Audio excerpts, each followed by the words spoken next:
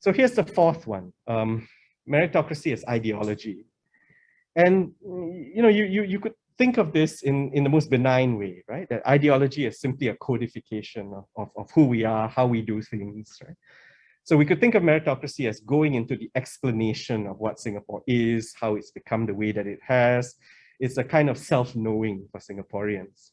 But you could also think of it as an externalization of identity, a sort of branding exercise, what you want external stakeholders to think about Singapore. You could think of this also as an exercise in soft power. What makes Singapore attractive to the outside world, right? For commercial reasons, for reasons of foreign affairs, and so on. You can leverage on this, on the imagery and the branding and the narrative of Singapore in order to exercise influence that is disproportionate to Singapore's small size. So it's that sort of idea of meritocracy as ideology. Also, you could think of it as meritocracy as a kind of shared narrative that you want people to connect to something bigger than themselves, some inspiring story, some sense of who they are and how they got this way and where they can go and so on.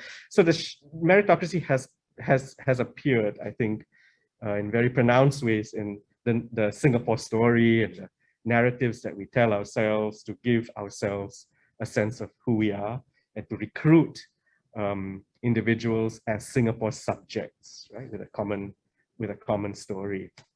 Then you get into the nastier aspects of ideology, which is has to do with ideology as a kind of, I guess, false consciousness, right? Kind of obfuscation, the hiding of inequalities, of injustices, of exploitation, of domination that goes on, but made palatable because of the desirable language of meritocracy, the fantasy that makes the hardship of life tolerable. It might be ideological in the way that it is used by the powerful in order to legitimize its power and its position in power and to command loyalty. But also, I think, apart from just the ideational, psychic, psychological, there's also the physical sense in which meritocracy can be a way of dividing people, right? By making life about competition, about looking at other people as your rivals for very scarce reward and resources. It isolates people, it alienates people, it prevents people from developing a class consciousness, a sense of collectivity, moral solidarity, uniting, right, to correct an injustice in society. It goes against that because it divides people. Also very physically, what it can do is to simply tire out people. It's exhausting to live in a meritocracy because all you do is work. And very often you are not rewarded with success in a meritocracy that's harshly, which is a harsh sorting system. Right? There are very few that are regarded as successful in a meritocracy of this kind.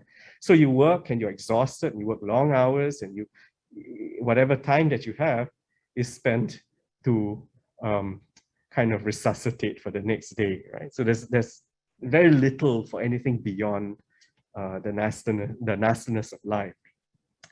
And also meritocracy allows the elite to co-opt, because if you see a potential opponent, what you can do is flatter them with upward mobility and inclusion into the elite circles, right? So there's also that way in which meritocracy is ideological.